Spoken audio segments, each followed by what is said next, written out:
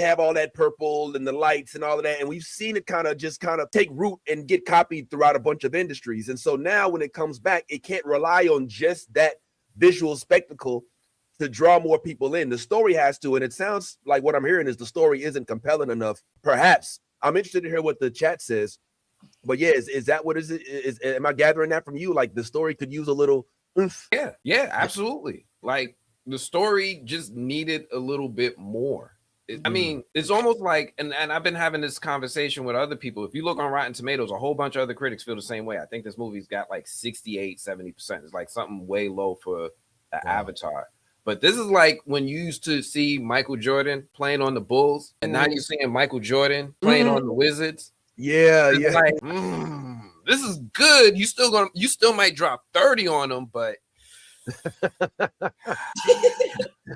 Ty, was Michael Jordan good on the Wizards? I mean, we're not doing that. He was great. Period. I refuse to have any Michael Jordan slander on the show. But it is. I like. I'm listening to it, and it is like it's very revealing when you have a movie that's 3 hours and 17 minutes long, and he's asking for more. That's kind of like that to me says all I need to hear in itself. Like normally you go to a 3 hour and 17 minute, and you're like, that was you know what I'm saying? You don't usually come out of a 3 hour and 17 minute like, damn, I wish I could have got 45 minutes more. And and look, listen, I think the initial Avatar movie, all of the accolades and all of the support because of the visual beauty of it. Yeah. But then it's hard. It is so hard. Like when you're doing like a trilogy, even though there's part 2 to the last one and all of that, it's still a trilogy.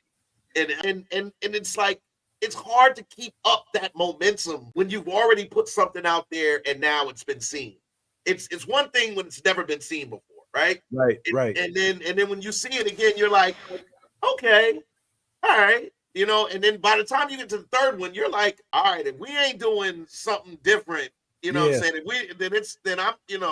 That's why I wasn't excited for the Avatar Fire and Ash. I'm like, all right, what else can you show me now? Like, what else is there to show me at this point? You know what I mean? And so I haven't seen it yet, but I'm not like gonna rush out. Yeah, I'm gonna go see it. Rush out, see it, maybe not. But yeah, I agree with you, Ty. Like, I feel like this movie suffered from the time gap between the production of the second movie and the first. Like it would have did real well if James Cameron didn't have that Rip Van Winkle syndrome and decide to wait 20 years after every movie he makes. Did not the same thing with Terminator, but kind of where after the third one, you start waiting years and years.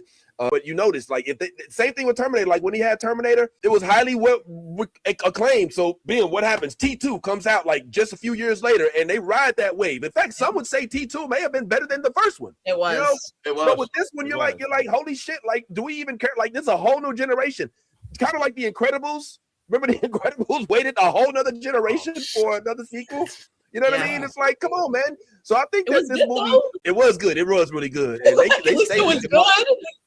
They be did you? All right, let's go. Don't do it, then. Don't say it. Don't say it. Do it. All right. We saw the evolution of the Incredibles, which includes the mom, and you saw the evolution of her thickness. Which in part 2, they showed her as a younger, and then they showed her as a mom, and you saw like they gave the hip expansion, which was a fascinating evolution of mom's character.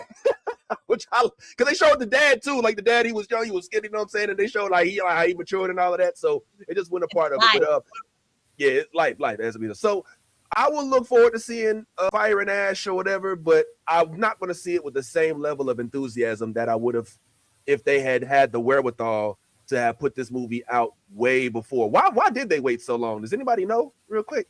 What, as far as what, Avatar? Yeah, why? What do you mean, Avatar 2 and 3? This it's only been 2 years. No.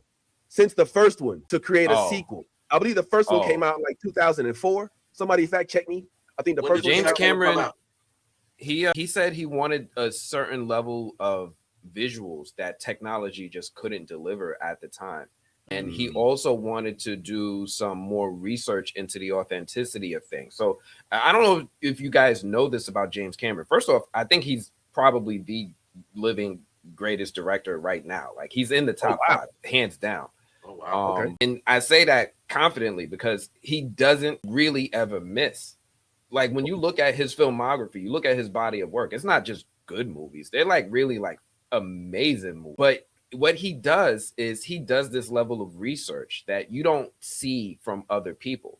So for Avatar: The Way of Water, he had a company that he created to create submergible equipment that can reach deeper than any man-made submarine has ever reached in human history, just so he can go further down there to research for this movie.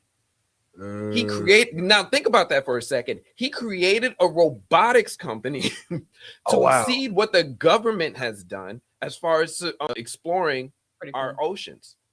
And he made a machine that was like a 1 or 2 man machine, and he himself went in it. He didn't send like one of his scientists. He went in it, and then he made a documentary about it. Like I commend this guy for his commitment, because he sat there and he wanted to do all this research into submarine sub-aquatic life just to make a movie. And when Avatar 2 did come out, like you can see his work come out, right? Like he's like, oh, well, these giant whales have this one liquid in it that makes people live forever if you drink it. Like he started to come up with some wild stuff. So yeah. This is what he was doing in between. This is what took so long in between Avatar 1 and 2. Okay. And he went down in that submarine thing after that thing had, after like one had killed like 4 or 5 people. Like a little while. No. Once he did that, the technology then started to go out to other people, and they started to make tourism happen.